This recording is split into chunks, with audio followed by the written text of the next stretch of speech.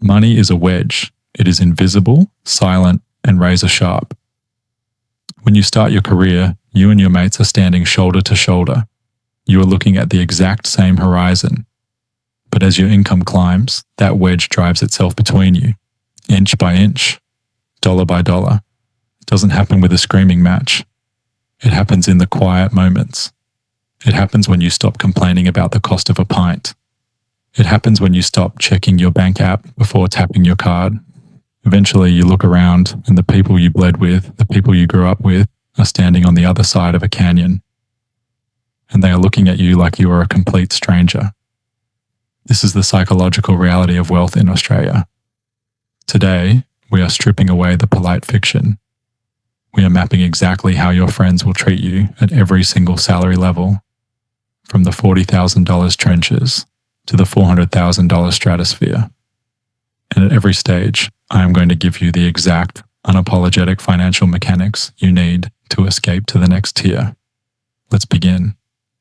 Level 1, $40,000. The trenches. The shared struggle.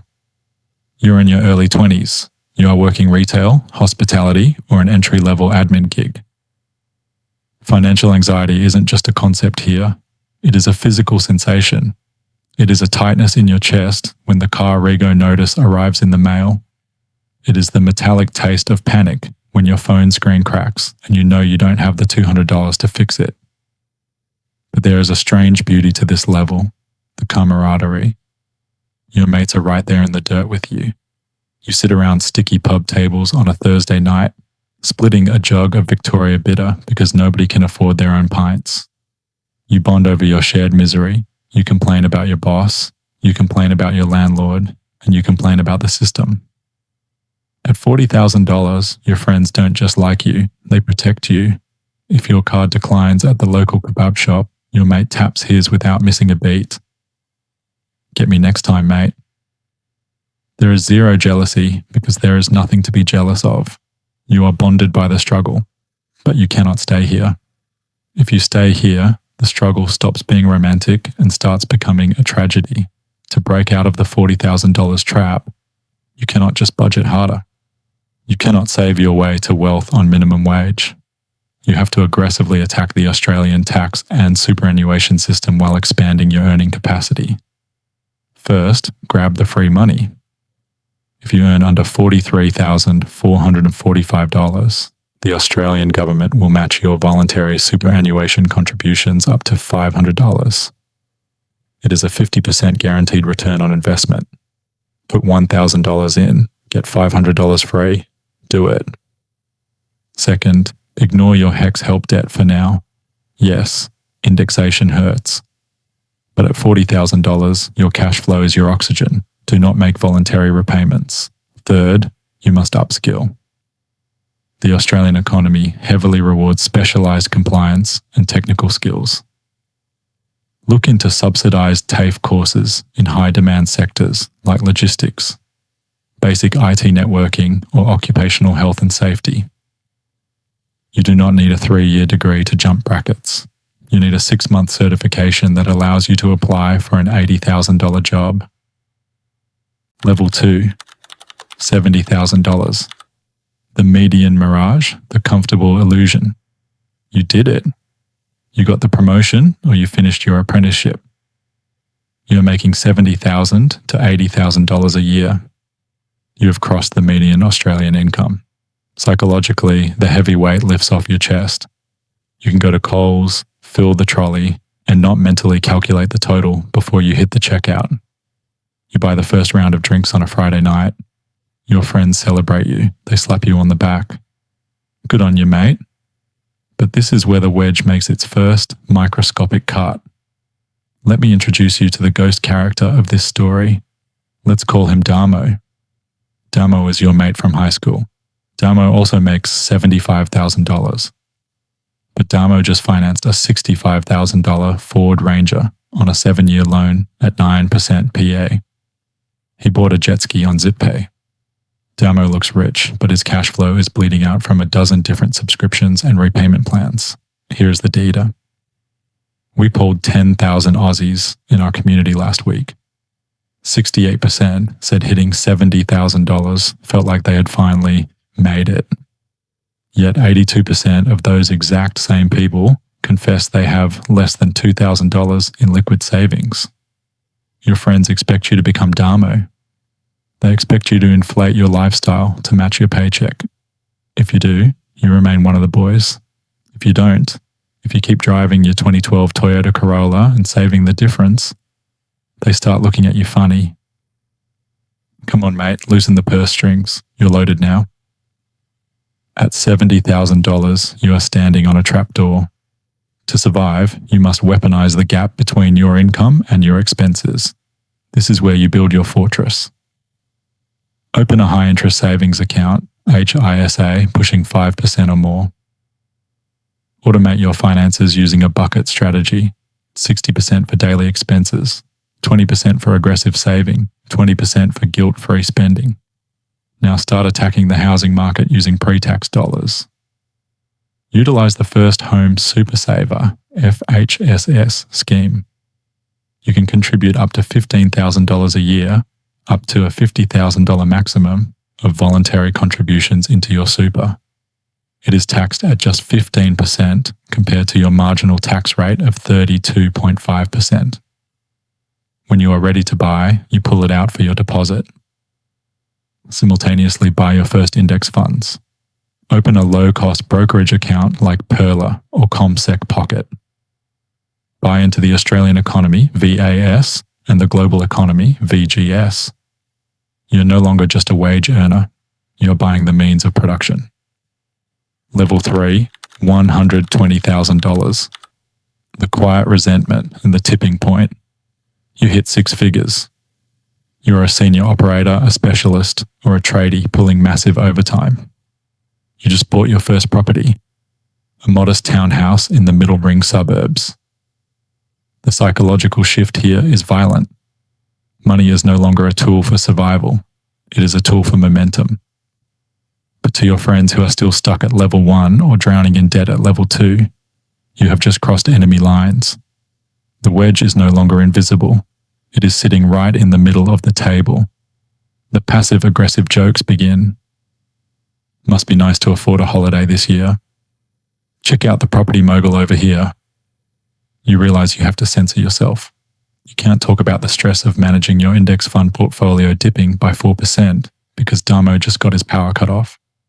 You stop complaining, which means you stop sharing your truth. Then the ultimate test happens. A friend asks to borrow $2,000. They know you have it. You know you have it. But you also know they will never pay it back. When you politely decline, the temperature in the room drops to absolute zero. The friendship is fractured permanently. You are no longer their peer. You are their uncooperative bank. At $120,000, the Australian Taxation Office becomes the most dangerous threat to your wealth building. You are sitting in the 37% tax bracket. For every extra dollar you earn, the government takes nearly 40 cents. You cannot out-earn a brutal tax bracket without a strategy. It is time to execute debt recycling. If you have a home loan, that debt is non-deductible. It is bad debt. Debt recycling involves paying down your non-deductible home loan and immediately redrawing that exact same amount to invest in income-producing assets, like dividend-paying ETFs. Suddenly, the interest on that redrawn portion becomes 100% tax-deductible. You are converting bad, lifeless debt into good, tax-deductible debt, while simultaneously building an investment portfolio. You also need to max out your concessional super contributions cap, $27,500. If you haven't used your caps from previous years, use the carry forward rule. Dump a lump sum into super, drop your taxable income back down into a lower bracket, and let the magic of compound interest do the heavy lifting in a 15% tax environment. Level 4, $200,000. The separation, the silence. You are an executive, a highly specialized consultant, or your small business has finally scaled. At $200,000, wealth becomes a physical sensation again. But this time, it isn't a wait, it is silence. It is the heavy, insulated silence of a luxury car with the windows rolled up. It is the silence of a business class lounge. It is the silence of never, ever looking at the price of an item on a menu. You have bought distance from the friction of everyday life, but you have also bought distance from your old life. The separation is now complete. You don't get invited to the sticky carpet pub anymore. Your old mates assume you are too good for it now. We didn't think you'd want to come to a cheap place, they tell you. When you do catch up, the conversation is painfully hollow. They talk about footy and their annoying bosses. You want to talk about capital gains, market trends, and scaling operations. You are speaking two completely different languages. You feel incredibly isolated. You are grieving the loss of your past, but you know you can never go back. At $200,000 plus, you are a walking target. Your goal shifts from simply making money to defending it from litigation, market crashes, and top-tier tax rates, 45%. You must stop owning assets in your own name. You need to establish a discretionary family trust with a corporate trustee. Instead of buying shares or commercial property as an individual, the trust buys them. Why? Because a trust doesn't pay tax. It distributes income. If your investments generate $40,000 in dividends and you earn $200,000, taking that $40,000 in your own name means that ATO slaughters it at 45%. But if the trust owns the assets, you can distribute that $40,000 to your spouse who might be earning $30,000, or to an adult child at university. The tax paid drops from 45% to potentially 19%. Furthermore, you are approaching the Division 293 tax threshold, $250,000. The government will slap an extra 15% tax on your super contributions. You need an elite accountant, not a suburban tax agent, to navigate franking credits, fully franked dividends, and corporate structuring. Level 5, $400,000 plus, the alienation, the island. You are in the top 1%. You are the CEO, the partner at the firm, or the founder who just exited. Money is no longer a number in a bank account. Money is an ecosystem. Money is a moat. At this level, you have mutated into a different species. The friends who remain from your early days fall into two categories: those who are blindly oblivious to your reality, and those who are subtly trying to extract value from you, pitching you terrible business ideas, asking for seed capital, or expecting you to fund every group holiday. You realize something profound. You have to make new friends. You begin socializing with other high net worth individuals, not because you are a snob, but because they are the only ones who understand the crushing pressure of managing a $10 million balance sheet, making payroll for 50 employees, and dealing with complex legal liabilities. With them, you can finally take the mask off. At $400,000 a year, the retail financial system is obsolete. You need your accountant to sign a Section 708 certificate, classifying you as a wholesale investor under the Australian Corporations Act, requiring $2.5 million in net assets, or $250,000 plus gross income for 2 consecutive years. This unlocks the hidden financial matrix. You are no longer restricted to retail ETFs or residential real estate. You gain access to pre-IPO capital raises, unlisted commercial property syndicates, private equity, and hedge funds. Your wealth is no longer built on your labor. It is built on leverage, debt structuring, and algorithmic compounding. You don't use a standard bank. You use the private banking wing of a Big Four, where a single phone call gets a $2 million line of credit approved against your existing portfolio without a single form being filled out. Money does not change you. That is the biggest lie society tells us to keep us comfortable. Money simply acts as a high-powered spotlight. It illuminates who you always were, and it exposes exactly how conditional your oldest friendships actually were. You will lose people on the climb. That is the tax of ambition.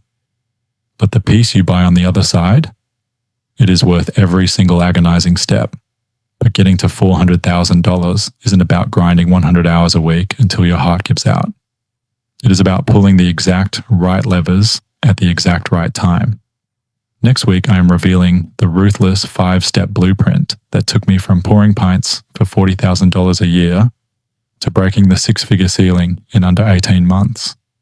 And the one fatal, ego-driven mistake that almost bankrupted me before I even started. Make sure you're subscribed.